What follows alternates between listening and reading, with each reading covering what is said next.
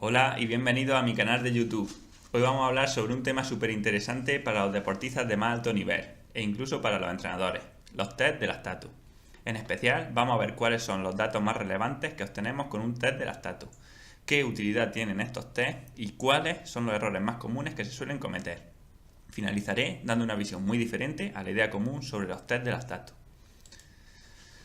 Para el que nunca lo haya hecho, un test de lactato consiste en extraer una gota de sangre al deportista tras un intervalo de trabajo a una potencia estable y ver cómo va evolucionando el valor de lactato a través del aumento de la intensidad o del tiempo. Tras el test se analizan los valores y se calculan los distintos hitos fisiológicos. Ahora bien, no podemos empezar sin antes saber realmente qué es el lactato, ya que hay mucha confusión entre ciclistas e incluso entrenadores sobre la función de este sustrato energético. La mayoría de deportistas y entrenadores piensan que el lactato es un veneno que no provoca la fatiga, pero nada más lejos de la realidad. El lactato no es un veneno, sino un producto de la conversión de glucosa sin la presencia suficiente de oxígeno. Nuestros cuerpos, de hecho, están produciendo lactato continuamente. La cuestión es que este lactato se recicla, en forma de energía de nuevo, gracias al ciclo de Cori. Como podemos ver en la imagen, el lactato muscular sale a la sangre, donde lo medimos, y de ahí pasa al hígado, donde se vuelve a transformar en glucosa para los músculos. Nosotros medimos el lactato en la sangre y no en el músculo, por lo que hay un desfase entre la producción de lactato y su medición. Esto es la causa de que el lactato se deba medir aproximadamente un minuto después de terminar un intervalo y no justo al terminarlo, ya que se ha visto que las concentraciones de lactato en sangre siguen aumentando durante un minuto después de terminar el ejercicio. Y si el lactato se recicla, ¿por qué se acumula y aumenta su concentración en la sangre? La acumulación de lactato en la sangre se produce por dos vías. Por una, su producción aumenta mucho debido a los requerimientos más altos de glucosa y glucógeno para transformarse en energía cuando aumentamos la intensidad, en especial a partir del segundo umbral o umbral anaeróbico. Y por otro lado, la acidificación celular debida al ejercicio de alta intensidad por encima del umbral anaeróbico inhibe los mecanismos de reciclaje de este lactato. Deberíamos ver la producción de lactato como el medidor de consumo de gasolina de un coche híbrido. A más revoluciones, más consumo. A más producción de lactato, más desgaste. Idealmente, el lactato seguiría un patrón ideal de mantenerse estable hasta la intensidad del umbral aeróbico o primer umbral y aumentar linealmente hasta el segundo umbral anaeróbico. A partir de aquí se dispararía exponencialmente, pero en la realidad casi nunca se comporta así en su segunda mitad. Si bien es general que el lactato apenas aumenta hasta el primer umbral, a partir de aquí a veces se ven ejemplos con puntos de inflexión bien marcados y otras veces no. Al hacer los test de lactato queremos determinar dos umbrales. Uno es el primer umbral, también conocido como umbral de lactato o umbral aeróbico, y se suele considerar cuando los valores de lactato aumentan 1 milimol respecto a los valores de reposo. Este es el punto donde las grasas dejan de ser el sustrato mayoritario del cuerpo y aumenta exponencialmente el consumo de glucógeno. Por tanto, se produce más lactato, pero este lactato se reutiliza en su práctica totalidad como fuente de energía, por lo cual no se empieza a acumular en sangre. Y por otro lado, determinamos el segundo umbral, también conocido como umbral anaeróbico o máximo estado estable de lactato. Este umbral, como su nombre indica, es el último punto a partir del cual la acumulación de lactato en sangre se dispara, ya que se produce más lactato del que se puede reciclar. La mayoría de autores marcan este punto en la concentración de 4 milimols de lactato, pero este es un límite demasiado genérico. Es la media donde los deportistas suelen tener este umbral, pero las diferencias individuales son muy altas. Hay deportistas con el umbral a 3.2 milimols y otros a 5,3 milimols, por ejemplo. Pero además, estos umbrales varían según el momento de la temporada. El problema es doble, porque muchísimas veces no se aprecia un punto de inflexión en la gráfica, por lo cual es imposible calcular el umbral de lactato de forma fiable. Por ejemplo, mirad estas gráficas reales. ¿Dónde ponemos el punto de inflexión? En la mayoría de casos no tenemos suficiente información para jugárnosla, y las diferencias de un punto a otro son demasiado grandes como para arriesgarnos. El problema de falta de precisión se sigue agravando más si cabe. Hay decenas de fórmulas para calcular este máximo estado estable de lactato.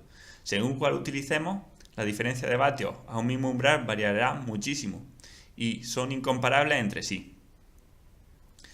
Visto lo visto, lanzo mi hipótesis. ¿Tiene sentido medir el umbral anaeróbico a través de un test de lactato? Y mi respuesta es no, porque no es nada fiable como hemos visto. Incluso aun quitando todas las causas de imprecisión anteriores, el margen de error al calcular el umbral puede ser de hasta 15 vatios, la mitad de cada escalón de potencia de aumento en un test incremental. Pero también porque hay muchas formas más eficaces de medir este segundo umbral.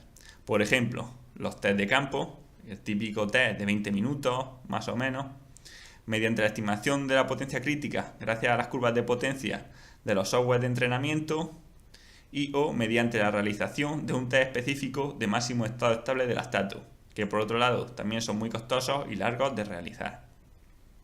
Quiero aclarar que cuando hablamos de LT2 o estado estable de lactato, también hablamos de otras denominaciones como potencia crítica, UPF, umbral anaeróbico, OBLA, etc.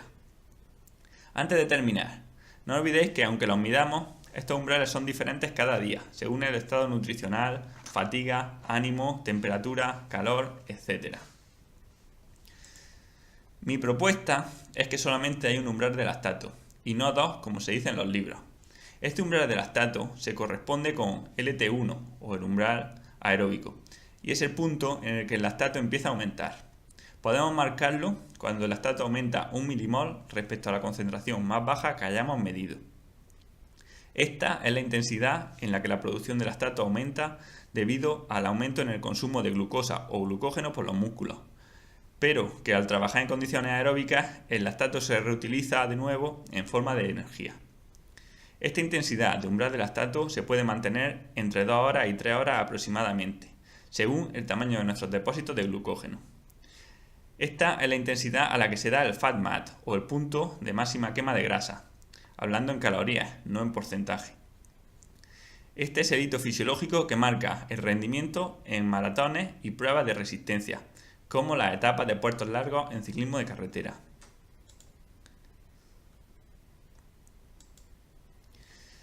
En mis zonas de entrenamiento, el umbral de lactato marca la división entre la zona 2 de fondo y la zona 3 de trabajo interumbrales o capacidad aeróbica intensiva.